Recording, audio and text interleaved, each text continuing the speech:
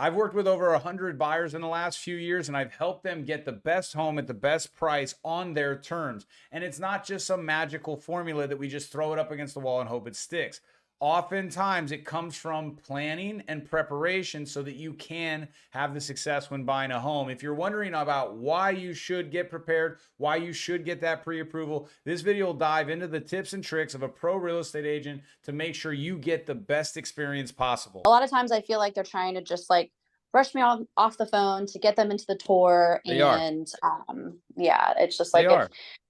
I've definitely had a lady hang up on me because the house that she was interested in was already under contract. And before I could even get to like trying to sell myself for her to stay with me, literally hung up the phone. I'm like, oh, Yep. these people think we're just like waiting for the Zillow call to go rush to go open the door for them. And, I'd love to be able to do that, but it just doesn't work like that. Think about it from this perspective. Okay. Because the person that you were, and I'll get to your question in a second, Nathan, the person that you were on that phone, right? You had somebody pushing you to buy properties you don't want. And by the way, that buyer probably can't afford the 3-bedroom. Mm-hmm. Right. But I don't address that. I don't work that. We work the numbers.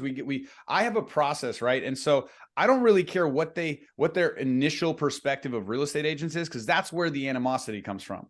They're tired of real estate agents. They think they're a used car salesman. They've been on the phone with a bunch of them. They've been lollygagging, going about this all the wrong way. And what they're looking for is somebody to work, right? And so one of the things that Surreal gave me a compliment on one time, he was listening to some cancel and expired. He's like, you really labor on a call. Like, you really work on a call. I've got a lead on the phone that could be worth anywhere from $5,000 to $30,000. I work really hard to find new leads, find new clients. I only need 25 of them, right? If I'm an agent and I'm building out my business, I need 25 successful, like really successful conversations. I'm going to invest my time and I'm going to work to dance. And that's a lot of dancing, right? Like it's a lot of, you see me, hey, but I'm highlighting the process. I already know they don't want to go through this stuff. I already know, but it's my responsibility to make sure that I give them the value, the benefit, right? And some of those people are like, nah, I just want to go there. Cool. So let's walk through that real quick. No, I just want to go see the property. Okay, no problem. Listen, I love working hard. I love working hard. You know why? Because people love that I work hard, and then I help them succeed. And then they tell everybody that they know that I'm one of the hardest working people they've met. So then guess what happens? More people come. So I'm not worried about going and showing one home. I've shown 15 homes in a day. I'll do one home standing on my head. Real talk, right? Here's the thing. Let's play this out for you, because I've been doing this for 14 years, and in my early on career, I would just go ahead and do that. And I know some agents have gone ahead, I'll go do it. I get it. The rookies always are willing to just rush you into the property and just hope you buy and just hope it's all great. But hope is not a success plan. So let's play this out, Michelle. You go to the property. I show it to you. We go there and you say, I love it. I want it. Then what happens? You mean me as the buyer, or? Yeah, you're the buyer. What happens after you see the home, you love it, and you want to make an offer? What happens next? So I like the home. I want to make an offer. I want to move in ASAP. Is it available? Well, there's a little bit. Yeah, is it available? So then you say to me, hey, Josh, how much do I have to buy this home for? Because I'm the agent that you went to the property with. And I say, great question. Let me go talk to the real estate agent and ask them that question. And so I go and I have a conversation with the real estate agent, and they say, how long have you known the buyer? I say, I just met him. And they say, do you know if they're pre-approved? And I go, no, they wouldn't tell me. And they say, well, how do you know they're qualified? I say, the buyer told me that they're qualified. And then the listing agent, who's very experienced, goes, a lot of people say that don't mean the truth. Now, I believe you 100%, but I don't have any proof. I don't have any way to do that. So when they say, can you close? I go, I think so. And they go, well, we need a 21-day close. And I say, I know my lender can do it with a qualified person, but they haven't spoken to them. We haven't seen the documentation. I don't even have that. So then I call you and I say, hey, listen, we've got to get the pre-approval, which I already would push you to. And you say, okay, it's Friday night, it's Saturday morning. I've got to now go find a lender on a weekend, because lenders don't like to work on weekends unless they're making offers, but they most certainly don't like to be taking applications, because from the time you take an application to the time it goes to the underwriter to the time, it's like time and energy. So in the meantime, another buyer comes in and they say, we love the place because if you love it, somebody else is going to love it because we got low inventory. And they say, we're really qualified and we've already done our pre-approval. We've all done that. And then the seller goes, which buyer is better? What do you think they say?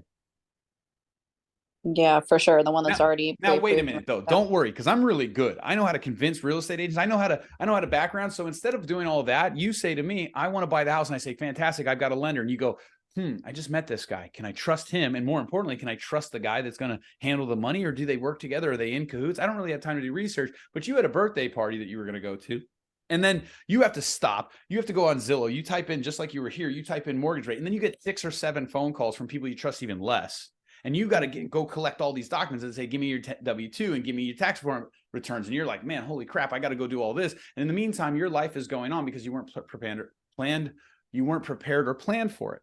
So then while you're doing all that, I'm pulling on the comps. And by the way, we still don't have a layer of trust. So then I show you all this information. And I say, by the way, this qualified buyer who's beating us right now, they're willing to pay $10,000 more than you thought. And you have to think to yourself, is this guy being honest with me? I don't know if I've only seen one home with him, and I got to trust all. And all this stuff's going on. On top of all that, if that's not enough, what about if this is really the right one for you? What if this is what if you're just like, do you see where I'm going with this? Mm-hmm. Yeah. So unfortunately, it has nothing to do with anything that you've experienced previously. What it has to do with is that I've been doing this for 14 years. And here's a fact that anybody who knows anything about real estate, cash is king, is it not? Yes. I can teach you how, with a little bit of preparation, that you can get everything in order so that you can compete with and even beat cash offers and get the cash price. But it doesn't come from going out and seeing a property and then having to rush and scramble. And by the way, sometimes it's too late, because the first impression matters.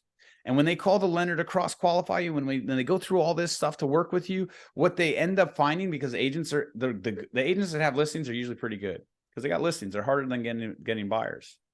I know this because I have listings. And what I can tell you is that in these scenarios, we can sniff them out. And so because you were unprepared, you actually end up either A, losing out on the house, or B, you end up paying more money. I don't like that. I hate that, in fact. And all because we were unwilling to spend 30 minutes prior to going and touring the property on your biggest purchase you've ever made. So listen, it has nothing to do with me. I'll go show you the home. And if you see the home and if you like the home, we'll scramble and we'll make it happen. But what I want to help you understand is that the more prepared you are, the better price you get. Let's do this. Let's have a quick conversation about educating you. Let's make sure you understand what a winning offer looks like. Let's get the ball in motion so that if you love this house and you want to buy this house, we'll scramble. It's okay. We can't cry over spilt milk. But on the next one, you're perfectly in place to get the best price and compete with cash buyers in this competitive market. Fair enough? Yeah.